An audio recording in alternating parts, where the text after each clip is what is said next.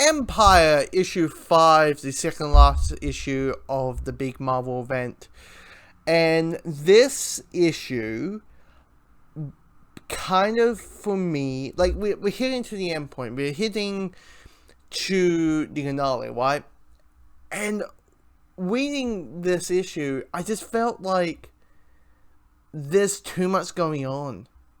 Because you got stuff doing Hulking and Captain Marvel, right? You got that whole thing where they're trying to convince Hulking to stop what he's doing, don't listen to his superiors, and all that kind of thing. Then we got the stuff with Quint, with Wakanda, and have the stuff with Hulk, which is probably with Hulk, who's basically She-Hulk, and the Thing finding out, and Sue and Mantis is trying to stop Hulk, and then the stuff with Black Panther. That's the interesting part. That's the stuff which is amazing, because it feels like stuff is moving, stuff is happening, stuff is hitting to some conclusion, and to the point where at the end, the big cliffhanger ending, it just feels like, oh, we're going to need it's the finale, so we need a big thing. We'll just, have, spoiler, let's do the sun about to blow up in 10 minutes. Let's do that whole thing. And it just felt so, like, I get it at the beginning with Hulking and, forgetting the guy's name, Hulking's husband.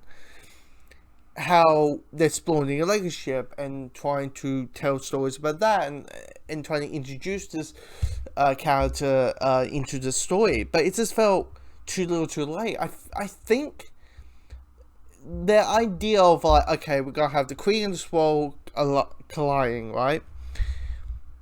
Having alliance and going to head to Earth and stop this thing. All they need to do is just have an event where it's like, okay, we're not just stopping the Kree, we're not just stopping the Skrulls, we're stopping both of them. But having this as a story with, oh, the people that we're trying to protect, that actually turn out to be the bad guys. At the beginning, it was a good twist, but now it's just not play well. It's too many characters, too many plot lines, and knowing, like, unless this next issue is like 48 pages, I don't know how you wrap this up in a very well done conclusion in 25 pages without giving a bunch of dialogue. I'm sorry, this is like, half of it is good, but then, like, the more knowing we're hitting the end, knowing we're about to hit its gears and all, you know, hit the final chapter next week, it's just, you know, it's just, you just feel the declininess of it and trying to balance it all, but it's not.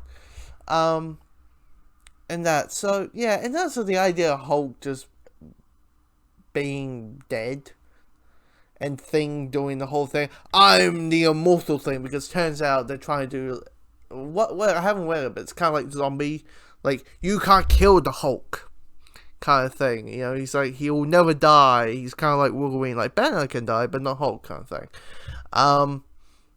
But yeah,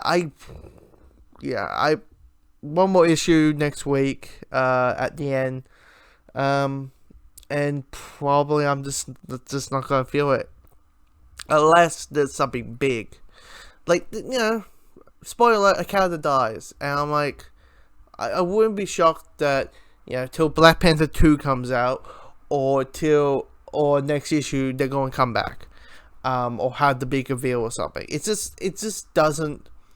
It's just not a fan issue, and not a fan of where and how this story has been kind of handled.